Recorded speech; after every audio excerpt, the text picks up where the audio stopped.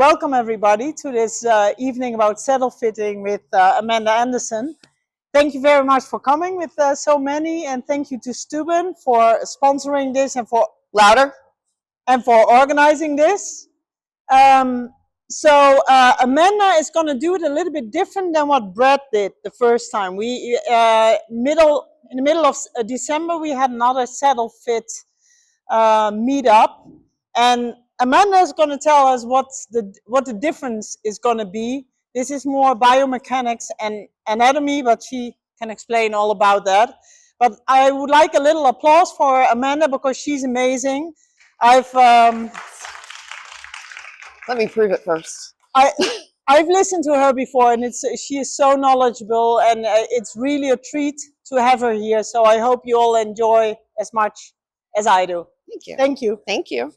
Can you guys hear me? No? I pushed it. What about now?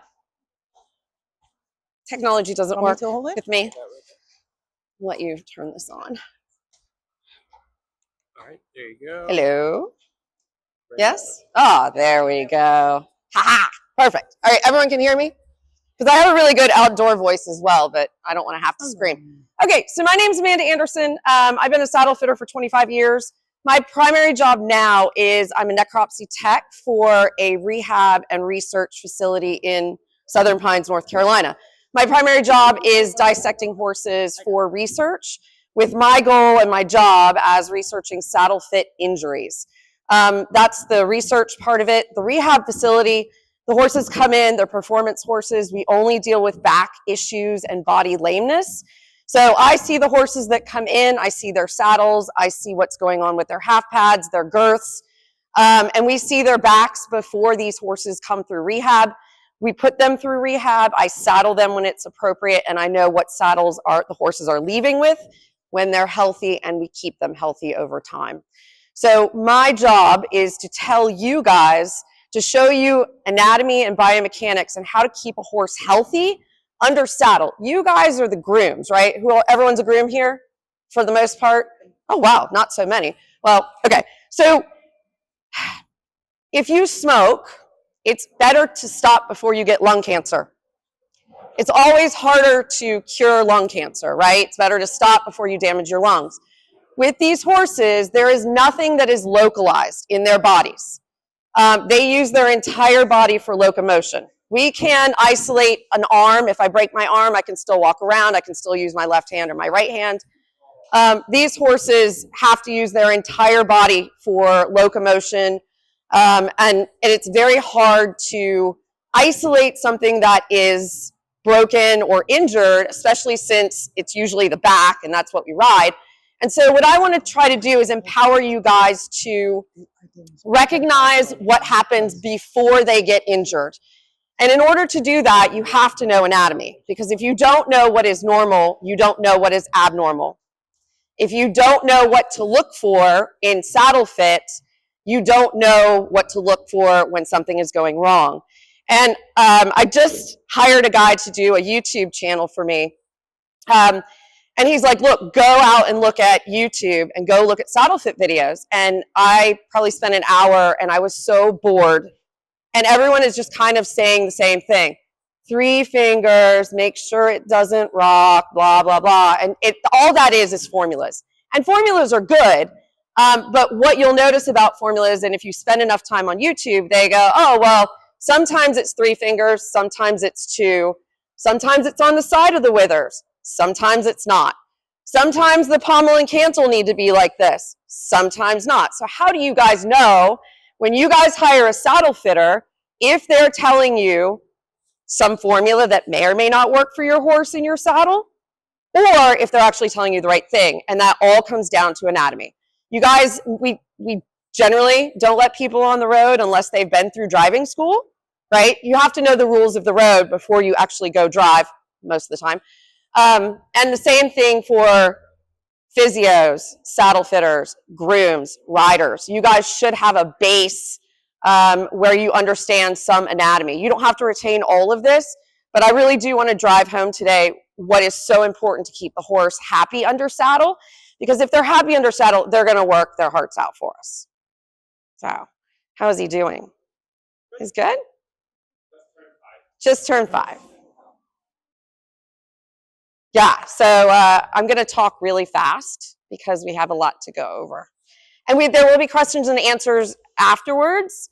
If it's super important, you guys aren't getting it, someone start screaming. But if it's just something that can wait to the end, that would be great. You ready, Laura? Kevin, do you want to hand him off or you want to hold him for me? Okay. All right. And then you can keep me on track, yeah? I want him facing so his mane is away from the people. Mm-hmm. So you guys can see. All right. So number 1, everyone knows what thoracic sling is, right? Has everyone heard that term? Better I should say is who hasn't heard that term, because we're going to be saying that today. Thoracic sling? The thoracic sling. Everyone's heard that, right? Okay, good. Everyone knows the scapula is the shoulder blade, right? Okay. And we all know what muscles are for the most part. All right. So, hi, buddy. Hi. Oh. All right. Perfect. Woo. And then if you guys can't see this stuff, just yell. Okay. Is he okay? I think so. Otherwise, we get an older one. That's fine. We'll just take it down a notch for him.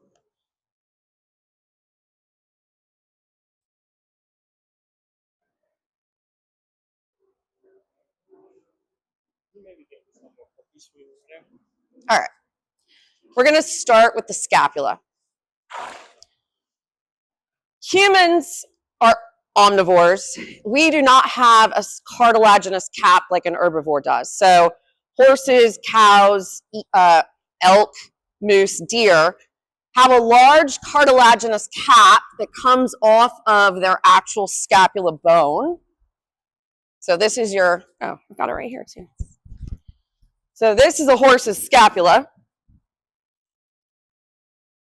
And it's got, I rescued it from the compost pile a little late. It got a little bent. But you can see the cartilaginous cap up here, right? Okay. So everyone reach up and feel your ear. This is exactly what the cartilage of the horse feels like. That's what cartilage feels like. I'm going to flip it around. You can see this line right here. So that's how big the cartilaginous cap is on the horse. When people say we need to keep the saddle behind the scapula, what they're meaning is the actual bone. We are never going to keep it behind the scapular cartilage. And this is very important when we talk about saddle position, when we talk about pommel width, and when we talk about tree point length and tree size, as that will become apparent in a little bit. Okay, so you're hopefully never going to touch the bone, and I've drawn the scapular cartilage here. Can everyone see that? Can you guys see that down here? Okay. This line right here is called the spine of the scapula. It actually is a spine that sticks up. On a healthy horse, you should feel this as a crevice because there's a huge muscle here and there's a huge muscle here, the supra and infraspinatus, that fill in that. They attach into this. The spine is a muscular attachment. And so it should feel like a crevice. You can kind of see how this is a crevice right here, okay? These landmarks are really important when we talk about saddle fit because the first muscle that we're going to talk about is the thoracic trapezius. This is one of the muscles of the thoracic sling. Thoracic meaning thorax. And so the muscles of the thoracic sling are designed to hold the forelimbs onto the body and to also suspend the trunk between the forelimbs. Can you bring them down this way so they can actually see too? And so in order to do that, they have to stabilize the scapula against the body. Okay, so what does stabilize mean, right? Stability means we don't have a ton of movement. So how do we do that? All the thoracic sling muscles, pardon me, have a cervical and thoracic component or an ascending and descending component, which you guys will see in just a minute. So I'm going to really focus on saddle fit. So we're going to stay behind this scapula and T18, but we will talk about the neck as well. So your first muscle starts at about the base of the withers and goes to the spine of the scapula. If you guys Google, someone get a phone out and Google equine thoracic trapezius, you're going to see that it looks like a house. They show it looking as big as a house. It's not.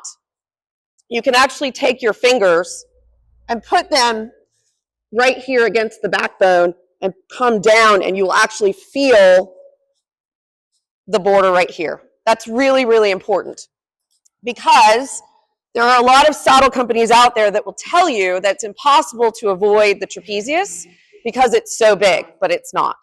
All we have to do is avoid about 4 inches from here down. So everyone knows that we don't touch the withers with the saddle, right? Does anyone not know that? And yet, if you go to WEF, you're going to see all the saddles on the withers. Okay, so the first muscle is the thoracic trapezius. It should be opposed by the cervical trapezius, and this is going to be important when we talk about breastplates. The cervical trapezius should come across and attach into the spine of the scapula as well and oppose each other. We now have quite a lot of selective breeding. Has anyone heard about the nuchal ligament, the evolution of the nuchal ligament, how it no longer attaches to C5, 6, and 7? Has everyone heard that? Okay. I'm trying. What time is it? How long do I have? We're good? We got lots of time? Okay. All right. We'll back up a little bit. One of the reasons why we're seeing so much stuff going on with saddles, horses, health, is we've been selectively breeding horses for about 120 years. When women started riding in the Olympics in the 50s, we started breeding horses to be a bit lighter, to be a bit more hypermobile in the neck, and to have some more four-leg hypermobility, so to speak. In the course of that, does everyone know what the nuchal ligament is? Nuchal neck. The horse's spine, can't move. Horse's spine kind of has an S curve. And there is a ligament that runs from the pole to T3, or thoracic vertebrae 3, which is right here where the spine of the scapula goes. And then it has what we call a lamellar portion, which actually looks like spaghetti noodles. It's really cool when you do a necropsy and you don't want to eat spaghetti that night because it looks identical. We have actually bred out the nuchal ligament from 5, 6, and 7. Now, that becomes a bit of an issue because the nuchal ligament is there to stabilize the neck, stabilize the vertebrae. The most mobile part of the neck is 5, 6, 7, and T1. That's where the horse has all the movement. So the horse, we think, through our research, that in order to stabilize this base of the neck, our cervical trapezius, which should come across to and oppose the thoracic trapezius, now has a north-south movement, and it ties into the omotransversarius, and it's actually quite rigid. This kind of sets up an issue, which we'll discuss in a little bit. Am I good on time? Okay. Everyone good? All right, cool. All right, so let's go back to the saddle. Thoracic trapezius. Your number one rule in saddle fitting is the rib cage is the support structure for the saddle. Any muscle that is not associated with the rib cage is not a support for the saddle. So the thoracic trapezius runs from the supraspinous ligament, supra meaning above, spine meaning spine, which is a continuation of the nuchal ligament, which runs right along the top of the dorsal spinous processes to the pelvis. The supraspinous ligament is it looks like a 50-cent piece, and it is extremely strong. However, when I'm doing necropsies and I cut the skin away, it is right there. Can I have that tree, please? It is so, so, so important that you have not just top, but side wither clearance.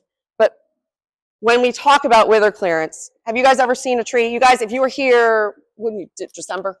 Was it December? You guys saw the tree, right? Has everyone seen the inside of a tree? I highly recommend going to WEF and asking your saddle vendors for trees. Highly recommend it. And see who actually has their tree out. Okay, so this is a steel bar. Okay, has anyone ever injured their back injured their spine, right? Imagine someone, if you don't have top wither clearance, imagine someone taking a steel beam and whacking you on the spine for 45 minutes, right? Not good, right? As I said in the beginning, everything on this horse is connected. There is no localization. The nuchal ligament runs from the pole all the way to the pelvis. If we damage one area here with the tree, you're damaging the entire back. The supraspinous ligament is the attachment point for the thoracic sling muscles, everything in the withers, everything in the back. All right, let me switch it up here. I often see saddle fit videos where someone stands and they go, well, we need 3 fingers right here. Everyone's seen that, correct? And not so much on the side, but it's so important that we have side wither clearance as well, as you're going to see when we get through the next muscles. How do we gain side wither clearance? A nice open pommel. Everyone knows what a pommel is, right? Okay. So having an open pommel for the horse so that when the rider is on, that you can easily slide your hand inside that pommel is mandatory for fitting a horse. It's mandatory for keeping horses sound. The fastest way to make your horse lame is to put the saddle on the withers, top or sides. And in all the old textbooks, they say that the sides of the withers are just as important as the top for multiple reasons. All right, so we have our thoracic trapezius. When I'm talking to people and they're kind of glazing over, I'll just put an X right here and say, you can't touch this area. But let's go a little bit deeper since you guys are here. As you'll see, the thoracic trapezius is the most superficial. And then you see I've drawn the scapular cartilage. This area of the scapular cartilage is called the dorsal border. Dorsal meaning top, right? It's the border as well. Now, the thoracic trapezius is paper thin. Literally, when I do a dissection, if it's 3 millimeters thick, I'm very surprised. On unridden horses, it's much thicker, but on ridden horses, it gets to be where you could just do this. It lays directly over the dorsal border of your scapular cartilage. If you put your saddle too far forward, if you have a narrow pommel, does everyone know what a tree point is? Everyone knows what a tree, does anyone not know what a tree point is? Perfect. If your tree points are not long enough to come past this thoracic trapezius, which many of them are not, then you will be sitting in this area. When I was 16, I told my mom, I was like, I want to get my ear pierced like up here, which was like 35 years ago, that was like rebel. Everyone has it now, but back then I was in a Catholic school. Yeah, it wasn't done. So my mom said no, she wouldn't take me, so I made my friend take me. And I got my ear pierced, and I kept my hair down for like 2 days, and then I forgot, and I put my hair up, and my mom saw it, and she made me take it out. And 36 years later now, I still have a hole in my ear, okay? Because it's cartilage, it's not gonna heal. And so if we damage the dorsal aspect, the dorsal border of the scapular cartilage, it's damaged. If it calcifies, now we have loss of motion, right? It's the fastest way to make your horse lame, but make him lame in an insidious way. Like, he will start not moving well. He may not necessarily start limping right away, but he will start to have symptoms of compensatory symptoms. We do not want that. You just go to a show and you can see a horse that's not moving well, especially at WEF. Okay, so just deep to the thoracic trapezius is the dorsal border of the scapular cartilage. It is not well protected by the thoracic trapezius at all. Deep to that is your thoracic rhomboids. Does everyone know? Is anyone physios in here? No, okay. Your thoracic rhomboids attach to the supraspinous ligament and to the back side of that scapular cartilage. They actually help move the scapula upwards, dorsally, and cranially towards the head. So any weight on that area is going to impede the scapular movement. Deep to that, to the rhomboids, is the dorsoscapular ligament. Has everyone heard of the stay apparatus? Does anyone know what the stay apparatus is? No. Don't? Oh, all right, fab. Okay, so you guys have all seen horses sleeping standing up, correct? They sleep in the pasture, they're standing there, their heads are fairly level, and they're just hanging out. That's how they conserve energy, right? These are prey animals. They cannot lay down in this wild savanna because of cheetahs. Horses need about 20 minutes of recumbent sleep, meaning on their side or sternal, a day. Ideally, they can go about a week without it before they suffer some really bad effects.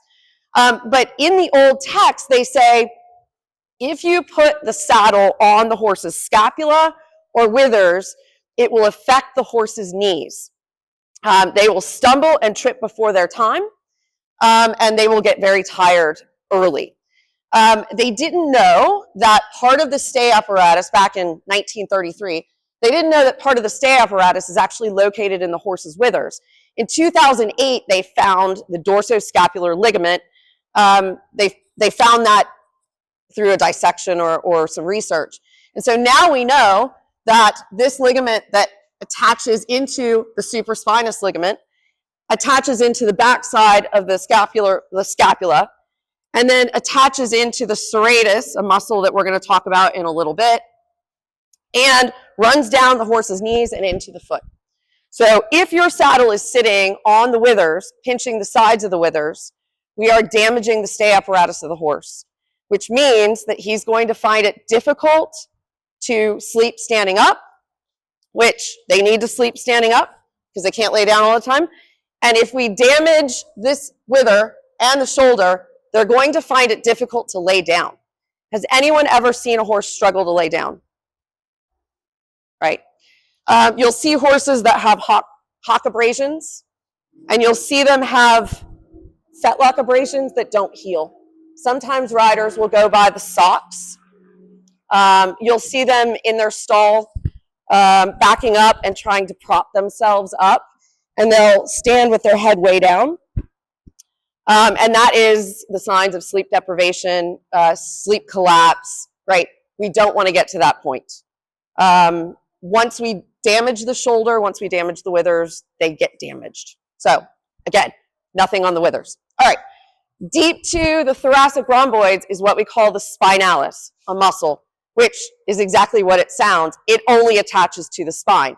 It runs from the pelvis right along the dorsal processes, the dorsal spinous processes of the withers, of the backbone.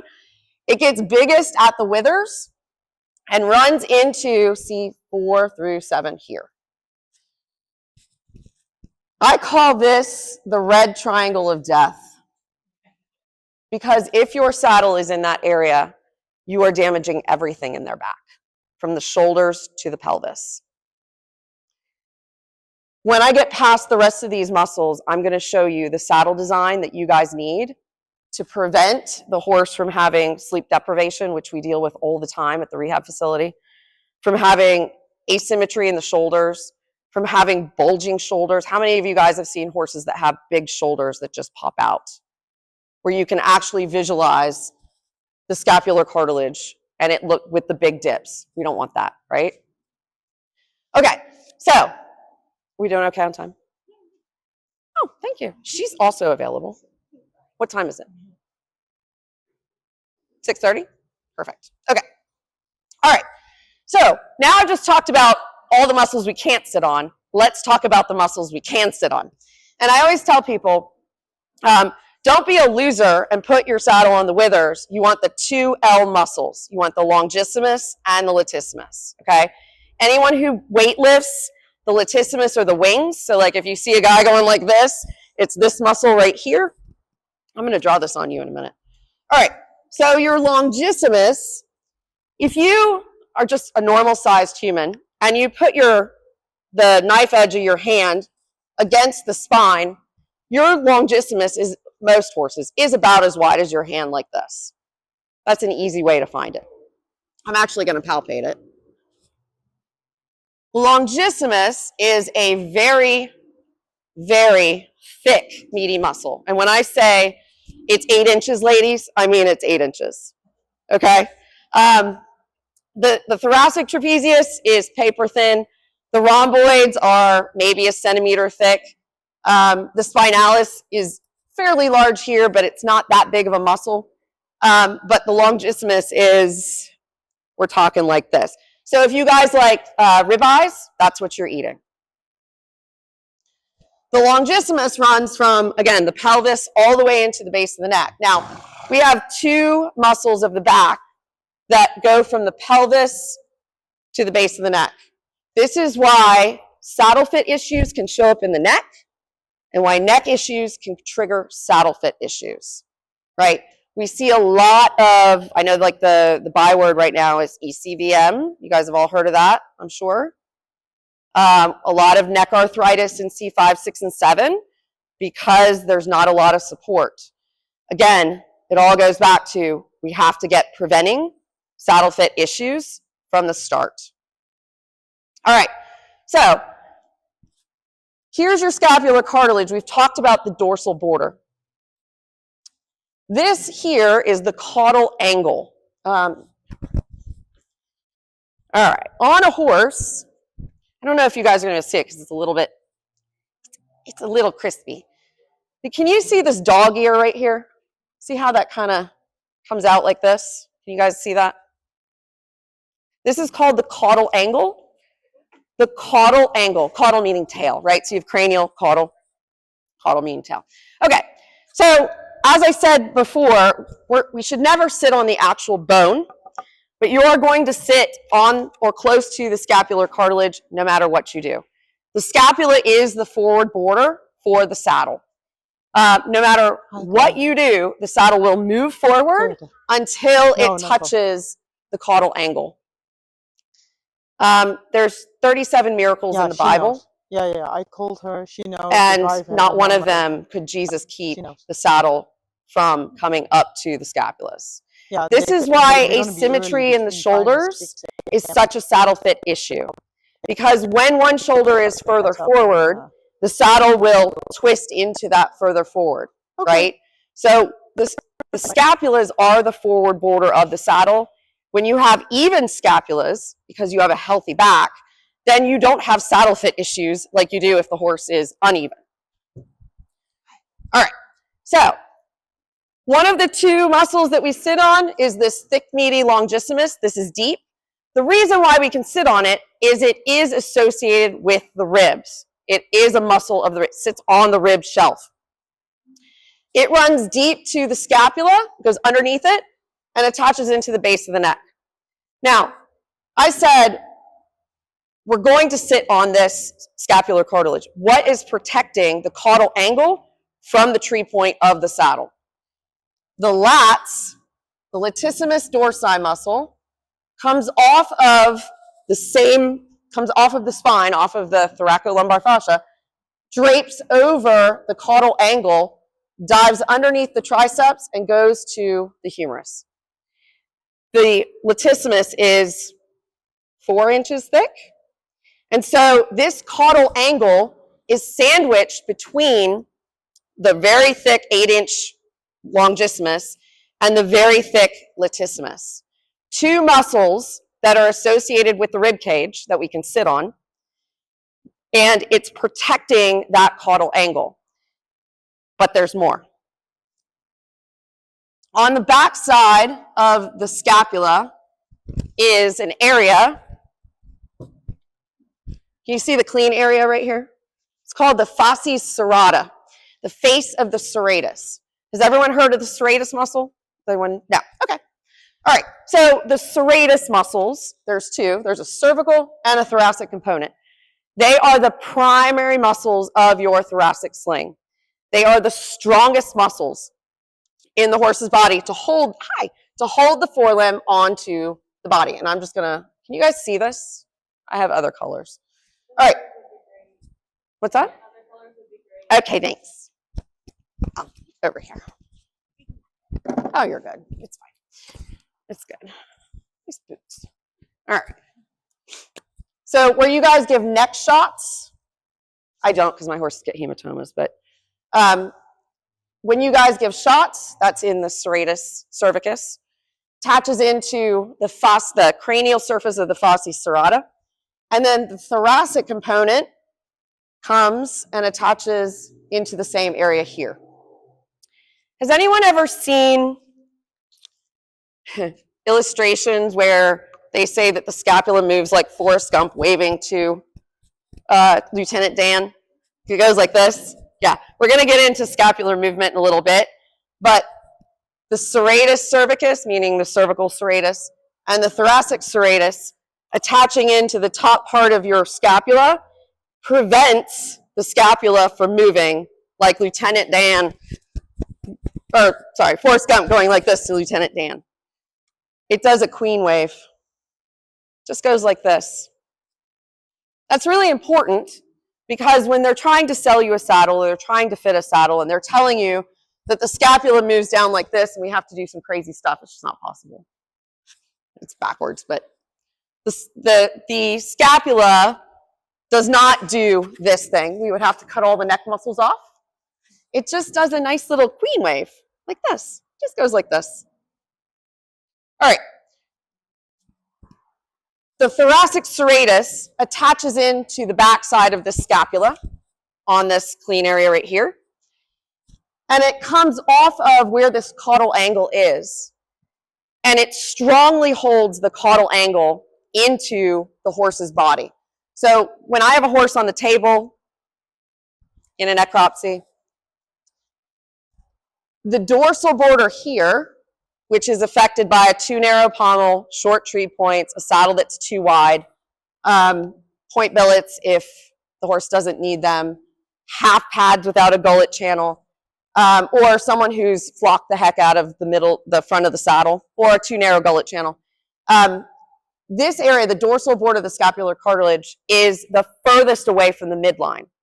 So if you can imagine, as the horse's scapulas move, we want the area that is held the closest to the body so that they're not affected by the saddle, right? That makes sense to me. If the scapula is popping out, like you see horses, the scapulas pop out, they're always in danger of being injured with the saddle.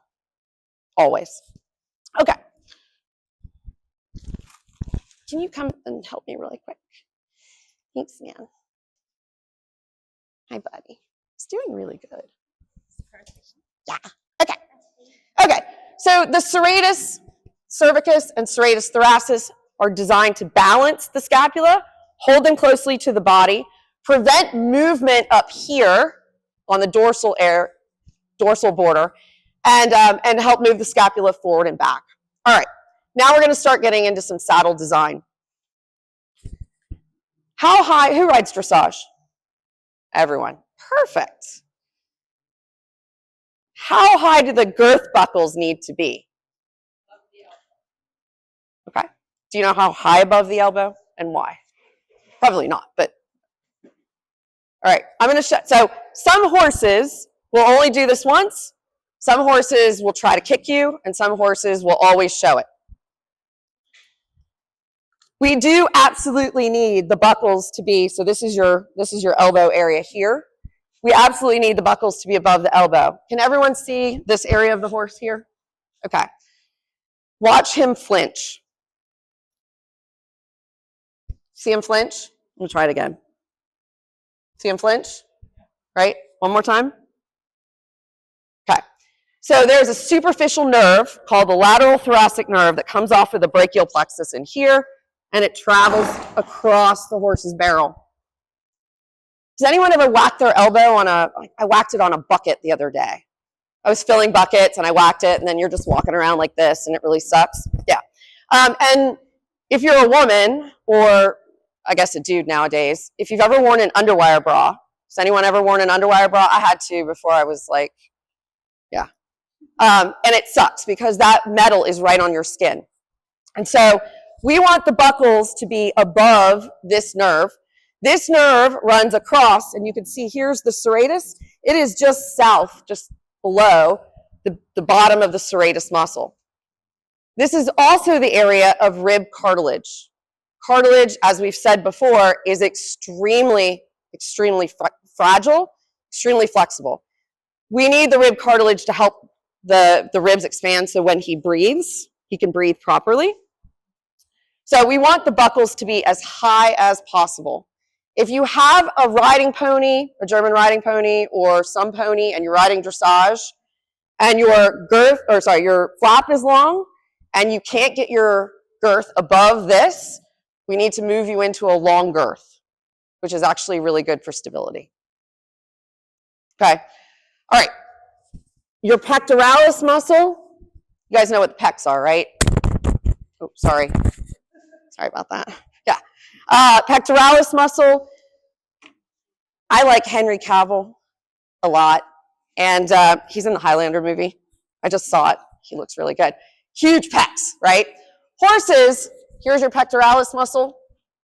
Horses have really big pecs. And when the horse is engaging his back properly, those pecs protect his sternum from the girth. Does everyone know what a sternum is? Right? I'm not going to tap too hard here. Okay. When the horse is not engaging his pecs, so if I engage my pecs like this, my back comes up. That's what we want, right, when they move. So if I'm engaging my pecs, then my sternum is recessed. I can put the girth on, and it doesn't hurt the horse. Does anyone have girthy horses? No one has a girthy horse? That's amazing. Okay. Lots of reasons to have a girthy horse. If the horse is not able to use his back properly, and he's dropping, then your sternum is protruding, and you can have girth issues. All right, everyone find your sternum. All right, move down. If you have a bra on, you're going to have to go below your breastband and find the hole. It'll hurt. Push in. Does it hurt? Right, now push in and try to take a deep breath. Really hard, right? That's your xiphoid cartilage. Continuing on about girths. I know. The xiphoid cartilage, if you find the base of the withers, it's right about the base of the withers on a normal withered horse. If you have a really long withered horse, no. But at about the base of the withers on a normal horse like this, the xiphoid cartilage for the horse is right there. As you poked in on your own body and try to take a deep breath, you are pushing on the xiphoid cartilage. On the horse, it is a palm-sized piece of cartilage that has no attachment to the pectoralis muscles. The only thing that attaches to it is the diaphragm. We all know we use that to breathe, right? And the abdominals. Horses are belly breathers. If your girth gaps, does anyone have a girth that gaps in the front? When you look between the horse's legs, you used to. You can see the gap, right? You can look between the front legs, right? Or the anatomic crazy girths that have the crazy moon that are designed to gap. There's some brands that say it's good to gap. So we've talked a lot about muscles. We've done the thoracic trapezius, the thoracic rhomboids, the dorsoscapular ligament, part of the stay apparatus, the spinalis. All of those culminate in this red triangle of death. You can put no pressure on the red triangle of death. The number one rule in saddle fitting, there's 6 approximate rules in saddle fitting. The number one is the withers cannot be pinched or pressed upon. And so I found it interesting that in most of the old books that withers were always first, and they made sure to say that we cannot even put pressure on the sides of the withers or the top. We know that we can't put any pressure on the spine. That includes the whole spine. We know we can't put any pressure on the scapula. That includes the scapula bone and anything that attaches to it. So if a muscle like the thoracic trapezius attaches into the scapula and we put weight on the thoracic trapezius, you're inhibiting the scapula. If we put weight on the rhomboids, it attaches into the scapula. We're putting weight on the scapula. So how do we get around it? An open pommel, a good sized gullet channel, tree points that reach to the longissimus, not having a ball of flocking or foam or a front gusset, and making sure that your half pad has a gullet channel the same width as your saddle. That's really important because there's like 2 out there. I'll just take that saddle. No, you're good. All right, we just talked about this. Purpose of the pommel. What is the purpose of the pommel? Just yell. To keep pressure off the withers and the spine, right? This pommel, purpose of the pommel, to not put any pressure on the withers, including the sides of the withers, right? Otherwise, it would just be really narrow. Does he need to go for a little walk? Okay, that's good. All right, buddy. He's perfect.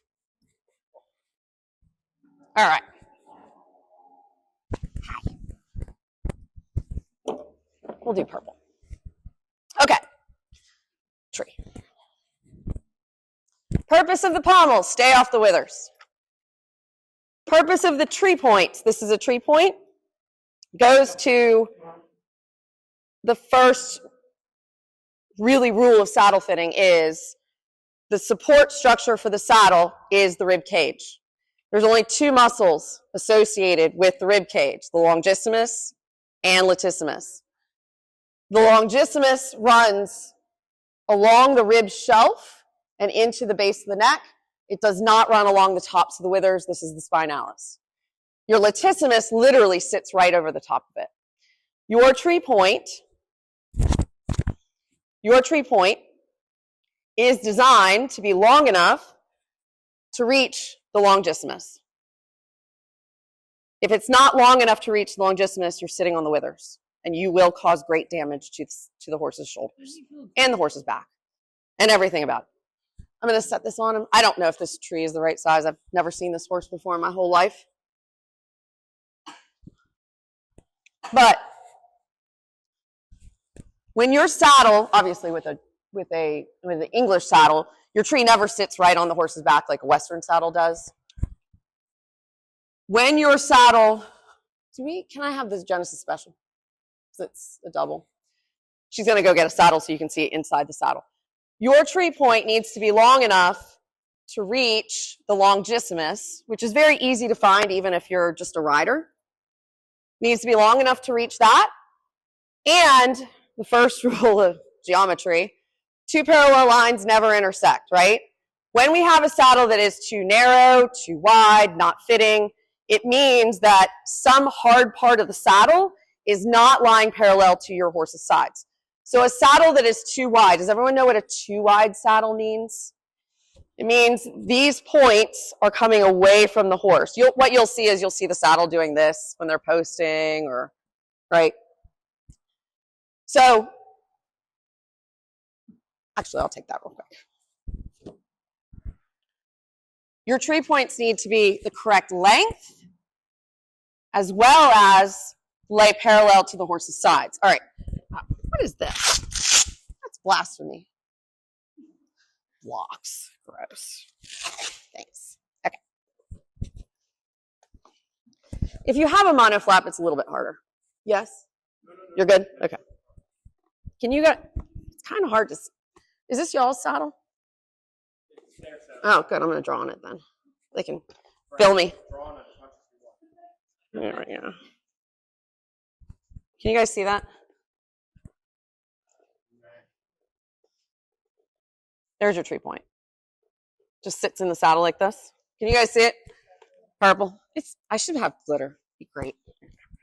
I have to do it on this side. What are we doing on time? By the way, also, we can leave the drawings on if you want. What's that? I said the horse is for sale, by the way. Yes, he's perfect. He's perfect. All right. So I'm going to show you in just a minute. I'm going to show you in just a minute how to look for your tree point length, right? But what I really want to start talking about, can you just hold this for me really quick? So that I can put the saddle on and only get it like greasy once. All right. I have 10 true ribs and 2 floating ribs, meaning they attach directly into the sternum. Horses have 8 pairs of true ribs. Have you guys ever eaten short ribs? Right? They're kind of thick. That's the true ribs. And so the first rib is here, and the last true rib is about here. So all of this is true ribs. The true ribs attach directly into the sternum. They're very, very strong because the heart is right here and the lungs are here. We want to, breathing's kind of cool. And we want to keep those very, very safe. And so the true ribs have very little movement because we're trying to create a cage between the vertebrae, the ribs, and the sternum. Devin, do you mind bringing them back just a little bit? And so as you can imagine, because they have a direct attachment to the sternum and they're very thick, it's the strongest place on the horse's body. And then the false ribs are 9 through 18. Everybody knows how to find the 18th rib, right? Would you believe that on this big horse, that his last rib is smaller than my pinky? It is so tiny. The reason why is the horse needs this cage of very thick ribs to protect the heart and the lungs, but he's also a belly breather. So you see horses when they're out of breath and they're, right? They wouldn't be able to expand their massive lungs and diaphragm if this area here wasn't super flexible. And so T9, which is right where the xiphoid cartilage is weaker than T8. T10 is weaker than T9. T11 is weaker than T10. You see my point? The 18th rib is the weakest rib and the most flexible, and it has the longest attachment to the sternum. I say that because when we talk about where we sit on the horses, especially our dressage people, it's very important that there's 4 reasons why we have to sit in a very specific place. Does anyone ride bareback? Everyone? Oh, yeah, right. So when you get on bareback, do you sit back here? You scoot as far forward as possible, and you sit right here with your seat bones approximately over what we would call T14, T15. So the spine and the ribs, T meaning thoracic. So T1 would be the first thoracic vertebrae and the first thoracic rib. Obviously, as we go back, here's T9, which is the start of your false ribs. And when we get back, if you were sitting on the horse, if you're a normal size with a normal horse, your seat bones would be right at T14 or T15. Has anyone ever, we were in Savannah a couple days ago, and they have a lot of like brick arches. You see arches here, but if you're building an arch with bricks and you see them curve like this, and then you have a keystone arch, right? You guys have all seen that? That keystone arch is the strongest, and it holds everything together. I think it was like Italy or somewhere where they had like the Roman aqueducts, and literally they didn't have anything holding that whole arch together except the keystone. The way that they put it in, it was so cool. And so the reason why I tell you that is T14, T15, depending on the horse, is the keystone vertebrae because its spinous process, you guys, I had to kind of skip things, but the spinous process is, you guys have heard of kissing spine, right? It's the finger-like projections that come up. Okay. So its spinous process is straight up and down. It is the keystone in the arch that is the backbone. And so we think, and we've thought this for 150 years with all the texts, is that's the strongest place for us to sit because it is straight up and down in that arch. It's also the closest place that we can get to the true ribs. True ribs being the strongest, they attach into the sternum. If anyone has done any type of bending movement, we know that when you ask your horse to bend around your leg has to be at the girth or at the girth groove, right? I don't know if he's going to do it or not. But if I put my leg on here, maybe not. Okay, well, maybe not now. But if you put your leg on at the girth, you're actually asking him to bend his shoulder and head like this because he can't bend through the thoracic cage. And so when we put our leg on at the girth, we naturally ask the horse to bend around that leg. If you put your leg 9 centimeters behind the girth, you're asking him to move his haunches over. We want our legs at the girth, and we obviously don't want to be sitting like a cowboy on a bucking bronco, right? So when you ride bareback and you sit, at T14, T15. It's very, very easy to put your leg and let it hang and drape at the girth, which is what we want. No, set that down for just a second. I'm going to pretend Hi, Gwen. that she doesn't speak my language, and she doesn't even have the same brain that I do. She's a whole different species. I'm just going to touch the driver, but the agent. When we put our leg on at the girth and we ask the horse to move, that's very natural. If I poke her in the shoulder, she's naturally going to move her shoulders. If I push her here, how many commands would it take for me to get her to move her hip instead of her shoulder? It might take a long time. And so when we sit here at the base of the withers with our leg draping at the girth, it becomes very natural for the horse. It also creates a lot of stability for the rider. I wish I had a ball, but if you can imagine, you guys know what the Bosu balls are, right?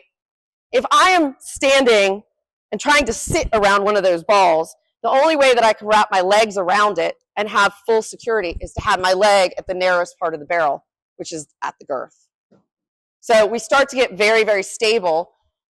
And the last reason is the center of gravity. I need something heavy. This will work. Oh, okay, this is going to come out. Feed bag. Let's pretend it's feed bag, right? If you're carrying feed in from your car and you pick up something heavy, you're not going to carry it away like this so you can go like this, right? Nobody would carry feed in from the car because look at what I have to do. If I can carry it next to my trunk, I can walk around no problem. I usually ask my classes, I say, would you rather carry 80 pounds for a mile or 10 pounds for a mile? And of course, common sense would say we want to just carry 10 pounds. But then I tell them, I want you to carry 10 pounds like this for a mile. Or you can carry 80 pounds like this. And so our job as riders and owners and the people that pay vet bills, we pay for saddles, we pay our physios, is to be easy to carry and prevent problems before they start, because that's really, once a horse gets injured, they're injured. We all know that. And they're either homicidal or suicidal, one of the two. And they get hurt very easily. I need my tools. Okay. All right. So, your saddle, most jump saddles will put you in the middle of the tree, and as long as you're putting your saddle in the right place, you're going to be sitting as far forward as possible like you would be bareback. Dressage saddles are interesting. Okay. Dressage saddles, a lot of them have what we call a back seat. Not this one. Laura, sorry, what time is it? It's almost 7. We're good. We have till 7:30-ish. Happy birthday, by the way. Okay, so dressage saddles are interesting because a lot of them now have what we call a deep back seat. You guys, who rides dressage? All right, fine. Okay, so it's important, as I said, that we sit as close to the base of the withers as possible in order to access the true ribs, put our leg at the girth, and be close to the horse's center of gravity.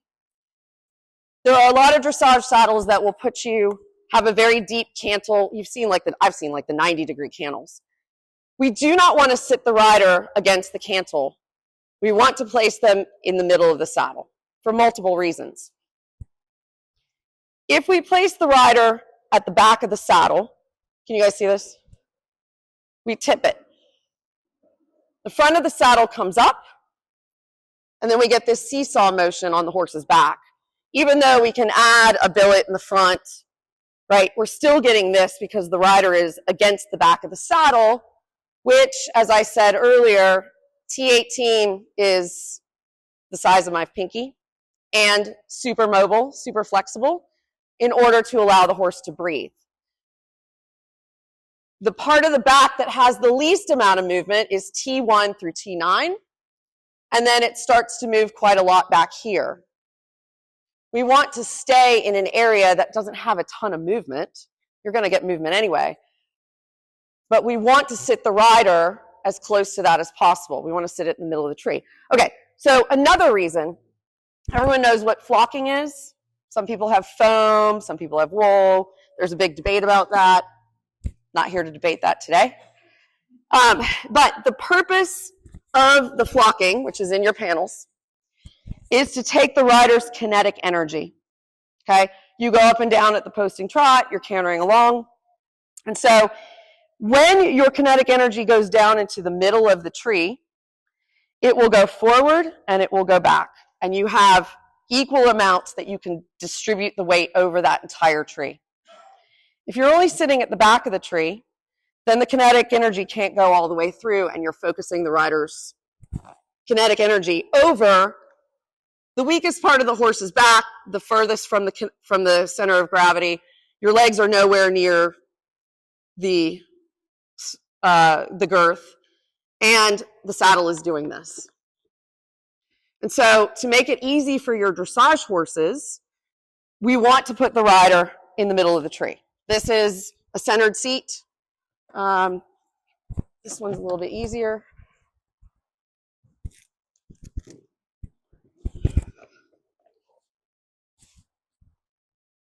Can you guys see how this is the deepest part of the seat in the middle of the tree?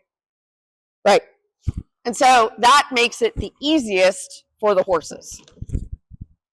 All right. Where's that tree? Here we go. What time is it? Perfect. All right. We'll do a little summary and then I'll let you guys go. The purpose of the pommel is to prevent pressure on the tops and sides of the withers. When the horse is saddled up with your half pad, everything, and the rider on, you should easily be able to get your hand inside both sides of the pommel. You should have absolutely no pressure in this area of the pommel. We do that by having an open pommel, meaning, and I would very much encourage you guys to go to WEF and go look at the saddles on the display stands. This area needs to be at least 5.5 inches across. Most of them are 3.75 to 4.25 inches. This area here determines how much room the withers have in your saddle. And if you've ridden bareback, you know that when you look down, you can see the backbone going like this. The withers have to have room to move not only up, but side to side. What helps with that? Obviously, having a gullet channel. The purpose of the gullet channel is to prevent weight on the spine, both the tops and the sides. So obviously, it has to be big enough. That's debatable. It depends on the horse. I've seen ponies that don't need very much, and I've seen huge horses that need much more. Generally, as you guys can see, I've got my fingers in here. My fingers constitute about 8.5 centimeters. On most performance horses, this is what they need. It does not need to be crazy big. There is a relationship between the width of the gullet channel and the width of the panels. If anyone does math, we know, if you've ever walked in high heels, you know that pressure equals force divided by area. So if we reduce the surface area of the shoe that you're wearing, we increase the pressure on your foot. I can last about 5 minutes in high heels because you don't have your whole foot on the ground. And so the pressure goes up. Same with the horse. If we have a crazy wide gullet channel where my fingers are, then we have to reduce the surface area of the panel here. That creates higher pressure. So we don't need these gullet, if you have a normal performance horse, you don't need a gullet channel that's a foot wide. Let's not go crazy. Everyone's American. We like to supersize it. This is all you really need for most horses. The panels are designed to place the weight onto the longissimus and latissimus. They also don't need to be crazy wide. The only two muscles we can sit on, oops, sorry, I just whacked him. I'm sorry, buddy, are the longissimus and latissimus, which are not crazy wide. The purpose of your tree, the entire tree, is to distribute the weight. If your tree doesn't fit the horse, the saddle will not fit the horse. It doesn't matter. You cannot flock your way out of a bad-fitting saddle. You cannot billet your way out of a bad-fitting saddle. You can't pad your way out of a bad-fitting saddle. If the tree doesn't work, the saddle won't work. If your saddle fitter doesn't come out with a tree, doesn't show you the tree, doesn't show you how it fits, if they're not showing you the tree, that's a big problem. The purpose of your tree point is to reach the longissimus. Also, if your tree point on your saddle isn't much longer than the stirrup bar, your stirrup bar becomes the tree point. It's simple physics. We don't want the stirrup bar to become the tree point.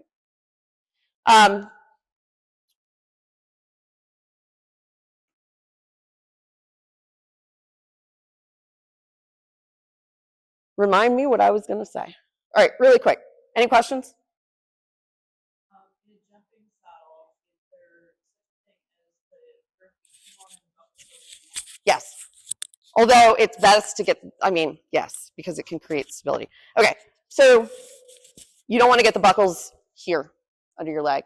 Typically what we say is, and this is obviously not a jumping saddle, and I think it's got long billets, is that you want your girth buckles to be behind your knee.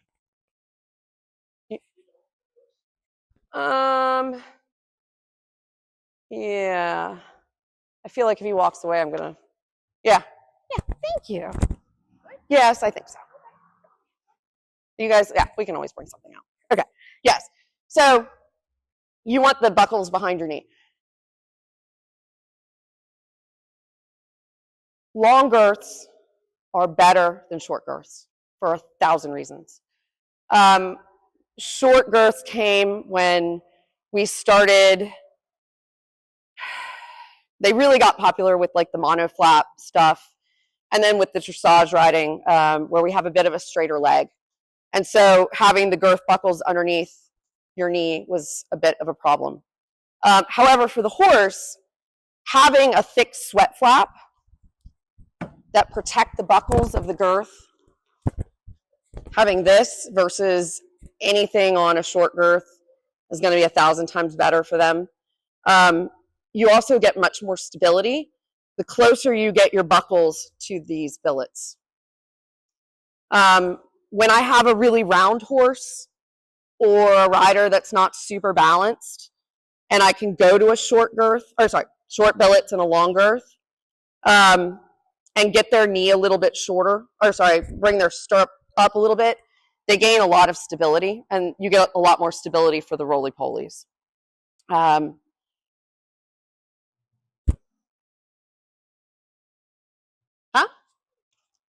Oh, yeah.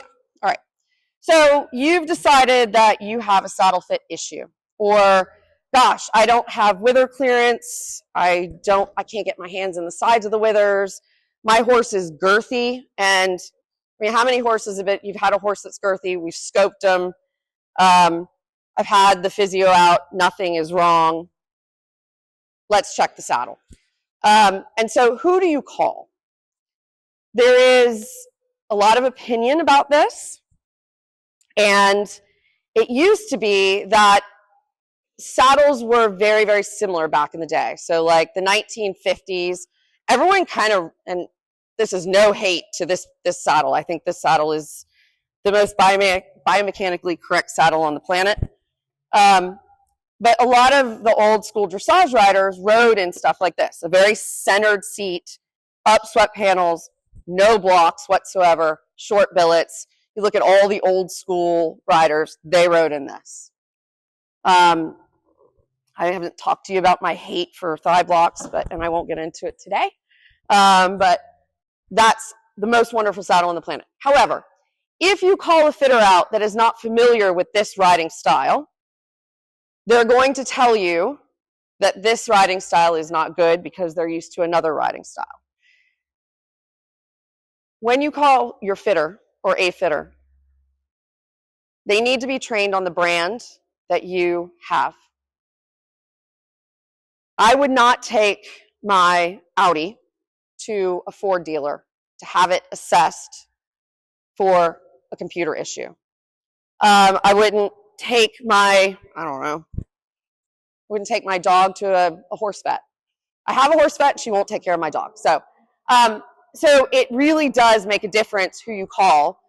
I very much stress that because of all of the differences in riding styles, especially in dressage, we have the riding style where you very much sit on your seat bones and you have a shorter stirrup and you're not necessarily in the ear, shoulder, hip, heel position. And then we have dressage saddles that put you in the ear, shoulder, hip, heel position. And those two saddles are very different in their builds. The difference is in the trees. This is a Steuben saddle. They have a composite tree. It's a little bit flexible. It's got a wide open pommel. The rider is not supposed to ever be behind this area of the tree. Whereas if you go to another brand, they will put the rider against the cantle, push their legs straight, and have them more standing in the stirrups. That's a whole different pressure distribution. It's a whole different way of riding. And so in order to make it easy for you guys, please find someone who is trained on your brand. I know that can be difficult sometimes, but it is so important in order to have a good experience with your saddle fitter. Because if you call somebody who doesn't understand brand X and your horse is going pretty well, your trainer's happy, and they go, oh my God, this is totally wrong, you're going to have a bad experience.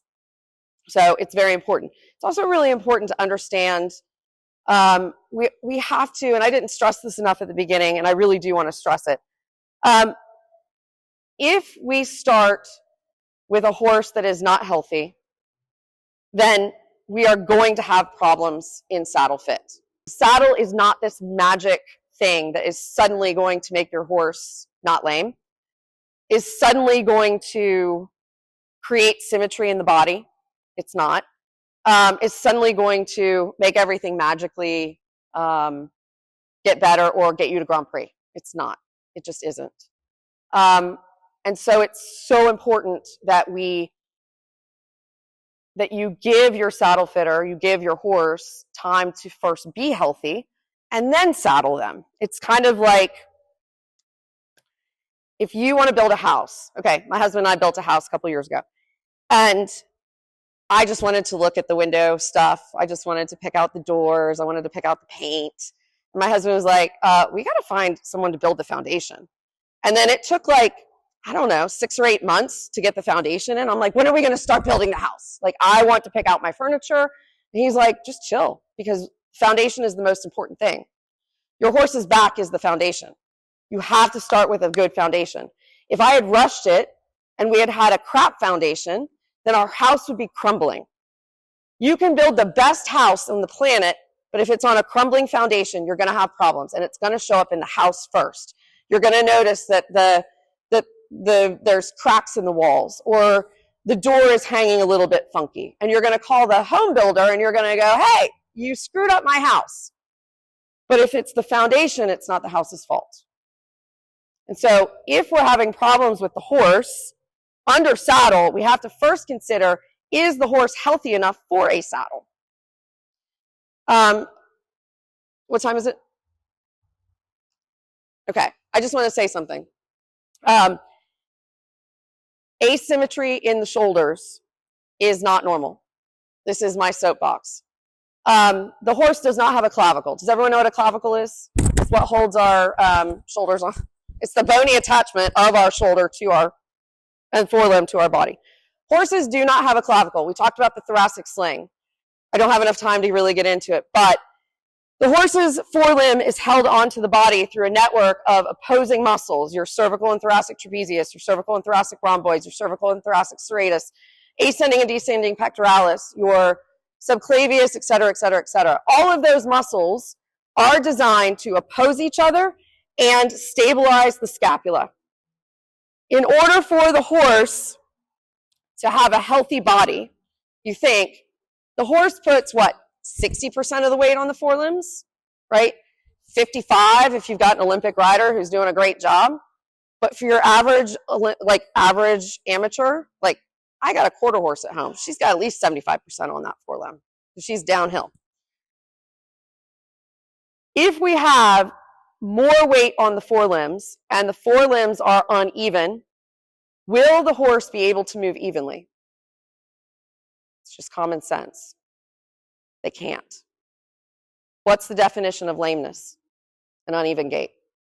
I'm not saying that horses with asymmetric shoulders are lame, but what I'm saying is if we are not actively trying to get the horses healthy and recognizing what is unhealthy, then we are not doing our horses any favors. You're going to call your saddle fitter and go, my saddle doesn't fit. The horse has to be healthy.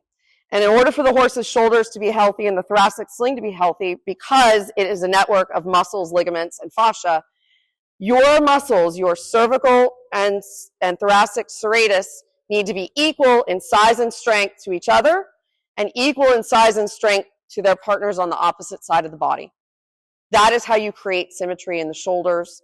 You create that by getting the horse to move its hind end evenly and obviously having good saddle fit and obviously having a rider that is fit and balanced. Because as I said earlier, would you rather carry 80 pounds for a mile or 10 pounds for a mile? Everyone would be like, well, I only want to carry 10. But what if you had to carry that 10 out here? What if I'm trying to go that way in a pirouette and my rider is hanging off this way? Didn't even get into the rider. I would say that the rider is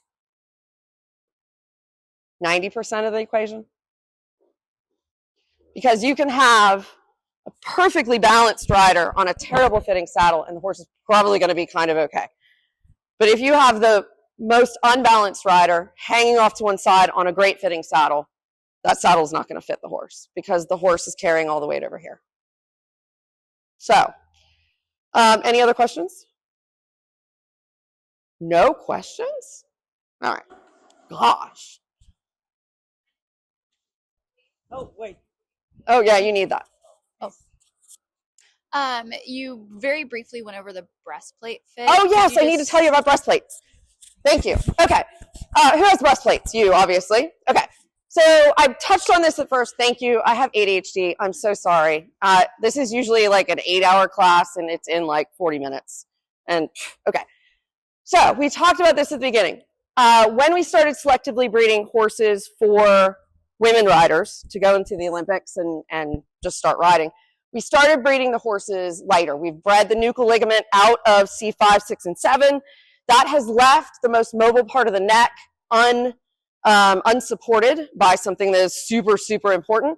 And so we believe, based on the research that we've done at my facility, but also other equine anatomists and researchers, that the cervical trapezius, which is a superficial muscle and should oppose the thoracic trapezius, now does not attach to the scapula at all. It runs north-south and it attaches through an adhesion to the omotransverse, right? So, and what it's doing is basically it's covering that 5, 6, and 7 area. Now, for the breastplate, why is this really important? There is now a hole where the cervical trapezius used to come across in a diagonal and would cover the cranial, where's my scapula? All right, so this is the caudal, which goes underneath the saddle. This is the cranial edge here, okay? When we have a breastplate that has the metal ring that attaches into the D-rings, which are about here on the saddle, we even have them on the saddle here. If you have a breastplate that attaches into the D-rings here, okay, big no-no, for multiple reasons. One, it doesn't really work. But two, every single horse that we've done, I've done 150 necropsies in the last 3 years. We have Sharon May Davis. She's probably done 600 necropsies in the last 10 years. One of the other vets we work with has done about 300. On every single horse, the cervical trapezius no longer attaches to the scapula. And there's a big hole that's only covered by skin right here where the cranial surface of your scapular cartilage is. We know that cartilage is extremely fragile, it's extremely flexible. Once it's damaged, it's damaged. And so we spend a lot of time when I'm teaching saddle fitters how to flock, when I'm teaching saddle fitters how to fit, we spend a lot of time making sure that these metal bars of the tree points are covered by inches of wool flocking, right? They do a lot of research to make sure that those are protected on a saddle. But then it's really funny because we go, oh, well, that's fine. We're going to protect that, but a metal ring sitting against the cranial edge of the scapular cartilage, no problem. Just leave it out. Totally fine. So not only does having one attachment of your breastplate to the very top of the saddle not work, all it does is it pulls the front of the saddle down. So like if your breastplate attaches here and your saddle is sliding back, all it does is it pulls the front of the saddle down and the saddles can still slide back. I've got 1,000 pictures of people going over jumps at a cross-country school, and the saddles are doing this. What you want is for your breastplate to attach into either the billets or the girth. Like a polar breastplate, those are really the best. And then people go, well, isn't that going to impact the shoulder freedom? Absolutely. Sure. Anytime you put a breastplate on, sure. Anytime we put a saddle on, it depresses the spine. So again, when we go, all right, we've got a horizontal surface, right? Your spine is horizontal. Well, not yours, but your horse's spine is horizontal. When we put a vertical weight on a horizontal spine, it will cause depression of the spine. It has to, right? So if you're starting out with a horse that looks like this, and you go, I'm going to saddle this horse and he's going to get better. He's not going to get better. We need to start with a horse that has good posture and good muscling and as symmetric as possible and as fit as possible in order to carry the rider's weight so that they're comfortable. Makes sense, right? It doesn't really happen, but it makes sense. So anyway, the contradictions in the industry are really interesting. You know, the metal breastplate, totally fine. We don't need to pad that up, but we spend a lot of time making sure none of this tree touches. Right. What else? What time is it? Huh? Yeah, questions? Oh. Ah. Oh, yeah. Pony girth. You got a pony girth, huh? You got a pony? She does. Oh, yeah, I love ponies. They're hard. Classic nerve. Can't get above that. Probably need to move into a long girth, which will actually help create stability. And again, your saddle type has to support that, because if you're riding in a very straight leg, then you may not be able to have that, right? Because then the buckles will be up underneath your knee. When I have a rider come in and they have a pony, and it's like that where the short girth has to be so short that it's either where the buckles are on that nerve or below that's impacting the elbow, then I'm going to move them into a saddle that is a bit more like this one, where the rider, and this goes for short-backed horses too. Ponies, short-backed horses. In order to maximize your surface area on the horse's back, it makes sense to ride as bareback as possible, right? You're going to sit at the base of the withers, and you're going to sit as far forward in that saddle as possible, aka the middle of the tree. Because if you're sitting back here now, and we have a short-backed horse, well, that doesn't make any sense. So I get the rider as far forward as possible.